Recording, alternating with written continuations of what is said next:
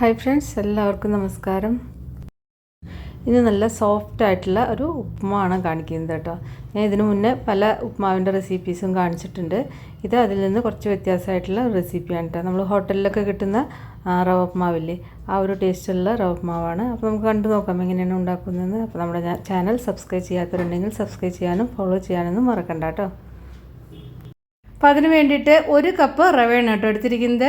ഇതിങ്ങനെ വടിച്ചിട്ട് എടുക്കണം കേട്ടോ. ഞാനിപ്പോൾ വറക്കാത്ത റവയാണ് എടുത്തിരിക്കുന്നത്. നിങ്ങൾക്ക് വറുത്ത റവയും എടുക്കാം.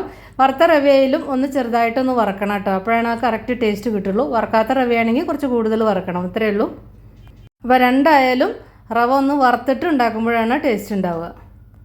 അപ്പോൾ നിങ്ങൾക്ക് ഗ്ലാസ്സിലോ അല്ലെങ്കിൽ കപ്പിലോ ചായക്കപ്പിലോ ഏതിൽ വേണമെങ്കിൽ റവ എടുക്കാം. പക്ഷേ വെള്ളം എടുക്കുമ്പോൾ റവ ഏത് കപ്പിലാണോ എടുത്തത് ആ ഒരു കപ്പിൽ മാത്രമേ വെള്ളം എടുക്കാവൂ. അത്ര ശ്രദ്ധിച്ചാൽ മതി. അപ്പോൾ ഇനി നമുക്ക് ഉണ്ടാക്കാൻ തുടങ്ങാം. ഇനി ആദ്യം തന്നെ കുറച്ച് വെള്ളം ചൂടാക്കാൻ വേണ്ടിയിട്ട് വെക്കുകയാണ്. ഒന്ന് നന്നായിട്ട് ചൂടാക്കണം. അതിന് വേണ്ടിയിട്ട് ഒരു പാത്രത്തിലേക്ക് ആ സെയിം കപ്പിൽ 3 കപ്പ് വെള്ളമാണ് എടുക്കുന്നത് കേട്ടോ.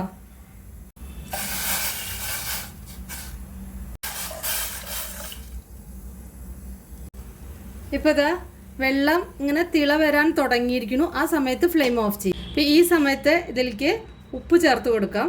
ഉപ്പ് ആവശ്യത്തിന് ചേർത്ത് കൊടുക്കാം കേട്ടോ. ഞാനിപ്പോൾ 1.5 ടീസ്പൂൺ ഉപ്പിട്ട് കൊടുത്തിട്ടുണ്ട്. ഉപ്പ് ചെറുതായിട്ടൊന്ന് മുന്നിട്ട് നിൽക്കണം, അധികം ആവരുത്.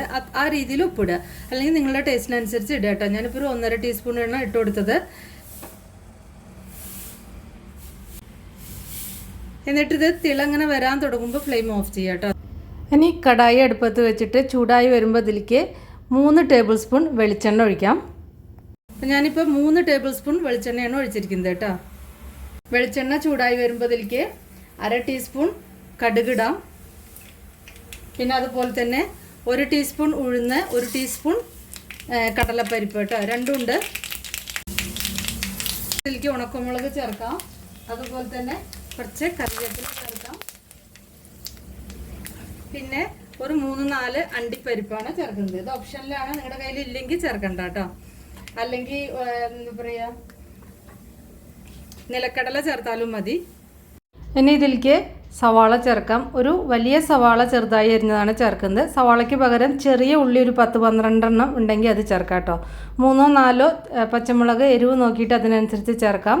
അതുപോലെ തന്നെ വളരെ ചെറിയൊരു കഷ്ണം ഇഞ്ചി, ഒരു 3/4 ടീസ്പൂൺ മുതൽ 1 ടീസ്പൂൺ വരെ ഇഞ്ചി അരിഞ്ഞതും കൂടി ചേർക്കുക. എന്നിട്ട് വഴറ്റുക.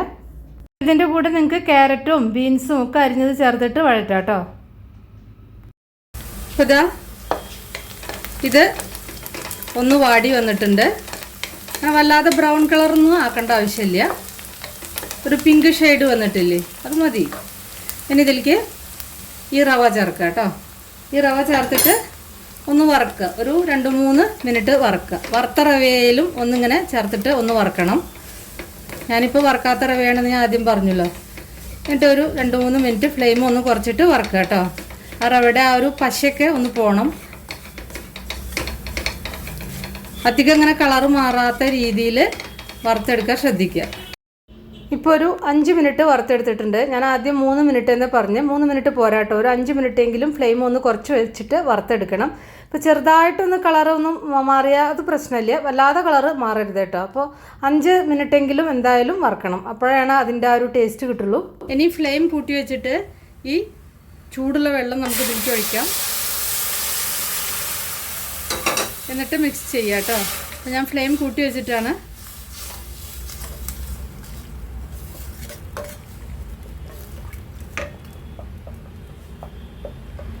ഇതിലേക്ക് 1 ടീസ്പൂൺ ചെറുനാരങ്ങ നീര് ചേർക്കുന്നുണ്ട്. 1/4 ടീസ്പൂൺ പഞ്ചസാര കൂടി ചേർത്തിട്ടുണ്ട്. പഞ്ചസാര അധികം ആവരുത്. ഇനി ഫ്ലെയിം കൂട്ടി വെച്ചിട്ട് ഇത് വറ്റി വരുന്നവരെ ഇളക്കുക കേട്ടോ. ഇത് വറ്റി വരും. നിങ്ങൾക്ക് ഇങ്ങനെ ആദ്യം തോന്നുന്നുണ്ടാവും വെള്ളം കൂടുതലാണെന്ന്, പക്ഷെ അങ്ങനെയൊന്നുമില്ല. ഇതിന് മുന്നേ ഞാനൊരു ഉപ്മാവ് ചെയ്തിട്ടുണ്ട്. അതിൽ ഞാൻ 3.5 കപ്പ് വെള്ളം ഒഴിച്ചിട്ടാണ് ചെയ്തിരിക്കുന്നത്. അതും ഇതുപോലെ പെർഫെക്റ്റായിട്ട് കിട്ടുന്നത് തന്നെയാണ്. പക്ഷേ അതിലും പലരും പറഞ്ഞു ഇങ്ങനെ കുഴഞ്ഞു പോയി. ഈ ഉപ്മാവ് എന്ന് പറഞ്ഞാൽ ഇങ്ങനെ സോഫ്റ്റായിട്ടിരിക്കുന്നത് നമ്മൾ ഹോട്ടലിലൊക്കെ കിട്ടില്ലേ, അതുപോലെ അങ്ങനെ നല്ല പ്രത്യേക ഒരു ടേസ്റ്റാണ് അതിന്. സോഫ്റ്റായിട്ടിരിക്കുന്നതാണ്. അപ്പോൾ അതിങ്ങനെ കണ്ടില്ലേ, വെള്ളം ഇങ്ങനെ വറ്റി വറ്റി വരും. ഫ്ലെയിം കൂട്ടി വയ്ക്കുമ്പോൾ അങ്ങനെ വറ്റി വന്ന് വരണത്.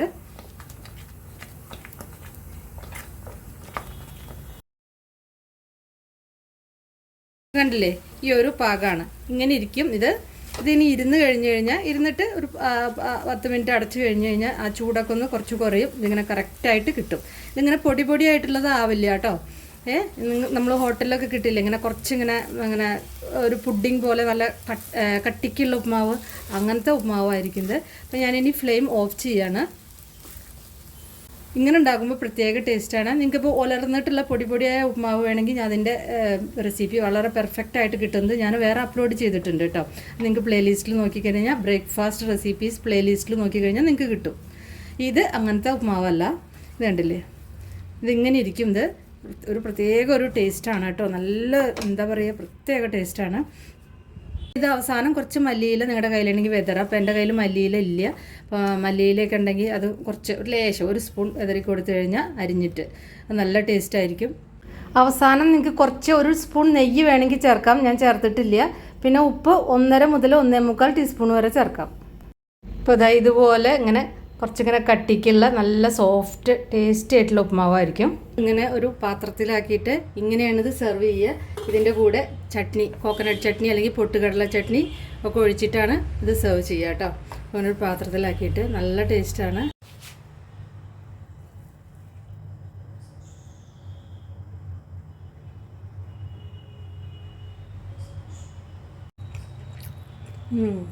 സൂപ്പറായിട്ടുണ്ട് കേട്ടോ. എല്ലാം പാകമാണ്. അപ്പോൾ നിങ്ങളെല്ലാവരും ഉണ്ടാക്കി നോക്കിയിട്ട് നിങ്ങളുടെ ഫീഡ്ബാക്കൊക്കെ അറിയിക്കുക. ഇഷ്ടപ്പെട്ടാൽ ലൈക്ക് ചെയ്യാനും ഷെയർ ചെയ്യാനും കമൻറ്റ് ചെയ്യാനും മറക്കണ്ട. അപ്പം നമുക്ക് വേറെ ഈസി റെസിപ്പി വീണ്ടും കാണാം. താങ്ക്